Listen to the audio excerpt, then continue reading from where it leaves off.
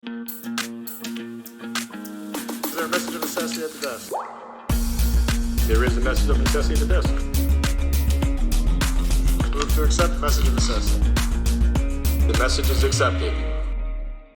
Welcome back to Messages of Necessity, the Empire Center for Public Policy's podcast. I'm your host, Ken Girardin, Research Director at the Empire Center. I am joined today by my colleague, Bill Hammond. He is our resident expert on all things New York healthcare. Bill, welcome back to the program. Pleasure to be here. Bill, you are still in recovery from doing an excellent, really substantive deep dive into the state's Medicaid enrollment numbers. You are not a doctor. I am not a doctor. Disclaimer completed. But I think it's pretty safe to diagnose New York with a Medicaid enrollment problem right now. Looking at your report here, which I encourage everyone to read cover to cover, Medicaid Overdose, you lay out a pretty, frankly, shocking story about what has happened with Medicaid, which is New York's healthcare program ostensibly for the poor and disabled, but in fact for a much bigger share of state population than that.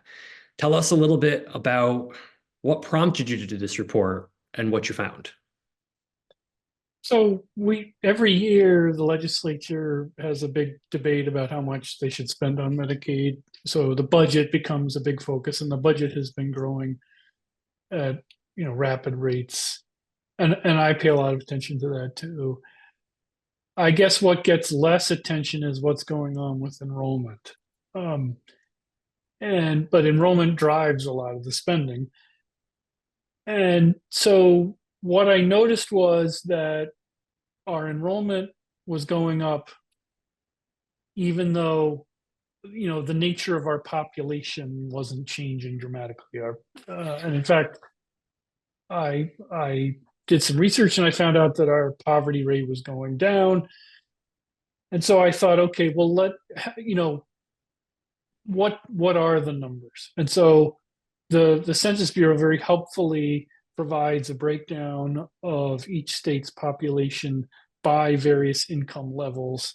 And they've even tuned those income levels to the various benchmarks of Medicaid and the Affordable Care Act. And so you can find out what's the population in New York that is income eligible for Medicaid.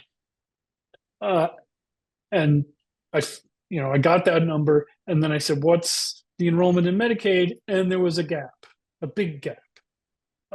In fact, if you include the essential plan, which is Medicaid-like and has about 1.5 million enrollees, you add that to Medicaid, you have enrollment of 8.5 million people, 44% of the state.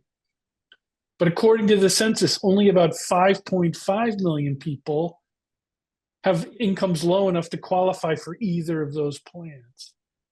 So that's a 3 million disparity, 3 million enrollees who it's not clear how they got into the program. Like New York does not have 8.5 million people who are poor enough to qualify for these programs, and yet there they are. They're on the rolls.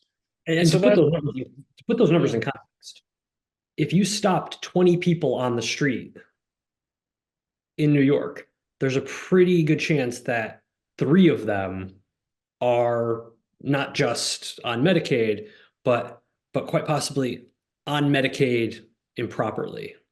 Outside of I mean, I would start with just how many people in New York City are on either Medicaid or the essential plan, which is 60%. And that kind of blows me away. New York's the statewide is 44% of the population, but a lot of it is concentrated in New York City. And according to the state, they have 60% of the city is signed up for either Medicaid or the essential plan. So that means as you're walking down the street, 3 out of 5 people you meet are on some kind of state-funded, means-tested health program for which they're paying no premiums at all. I just don't find that I find that just implausible. Like it's implausible that there's so many people on the programs, and it's implausible that so many people qualify.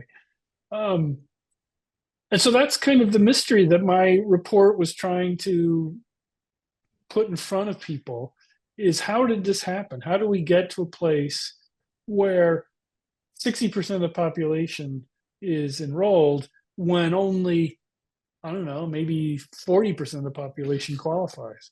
And that's where we are. You have some pretty striking pictures in the report.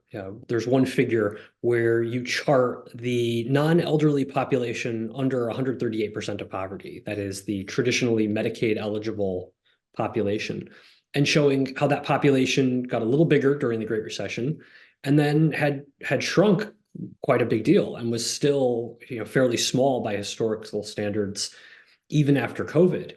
And yet, even as that population is declining, the Medicaid enrollment among people age 65, below age 65, had nearly doubled from 3.9 million in 2009 to 6.6 million in 2022. It's just the entire report, start to finish, is some pretty striking charts.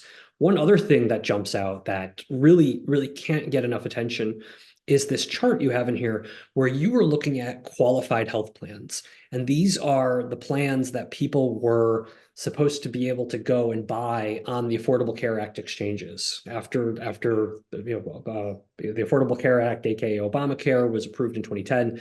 You had a bunch of states set up these health insurance exchanges with the goal being for people to get connected with commercial health insurance, get into the risk pool, and help reduce our coverage gap.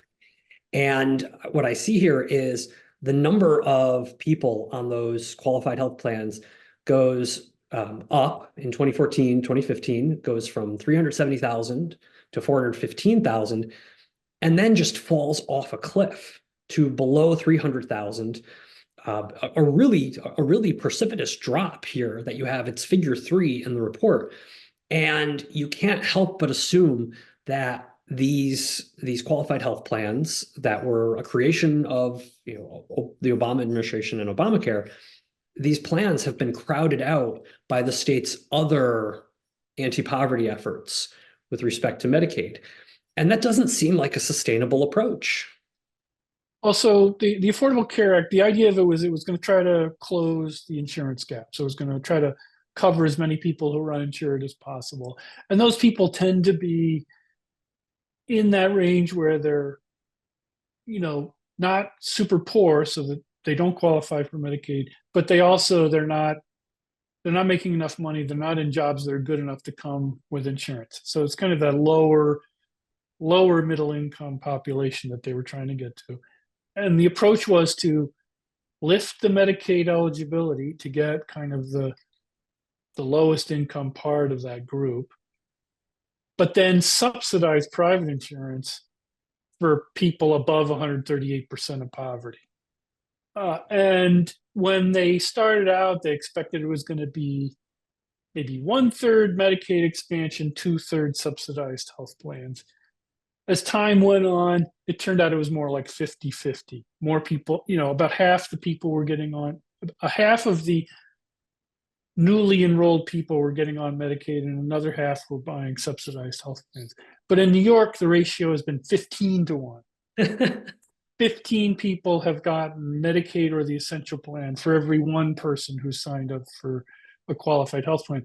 Now, you mentioned crowd out. I mean, this is very direct crowd out going on, because the essential plan, it was established by the state in 2015, they were taking advantage of a little used provision of the Affordable Care Act that allowed states to essentially expand Medicaid to a higher income range. That income range went halfway through, like it took up half of the population that was eligible for those qualified health plans. So it's very directly crowding out qualified health plans. And the result is that market in New York has been pretty small, and it's also been unusually expensive. And so you're adding a whole lot of people to the public rolls, and you're kind of discouraging people from buying commercial insurance. And the ACA was supposed to be an even split between those, but New York has been very heavily weighted towards adding people to public insurance. Well, this is a fantastic report. Again, the title is Medicaid Overdose by Empire Center's own Bill Hammond. I encourage everyone, especially those of you working in state government, to take a look at this report and its findings and its recommendations. I want to thank you, Bill, for your work on this report, for joining me today. Thank you all for listening. Please be sure to click subscribe and follow us at empirecenter.org. And thank you for listening. For more news and analysis, visit our website and sign up for email updates at empirecenter.org. Follow us on Twitter, Facebook, and LinkedIn at Empire Center.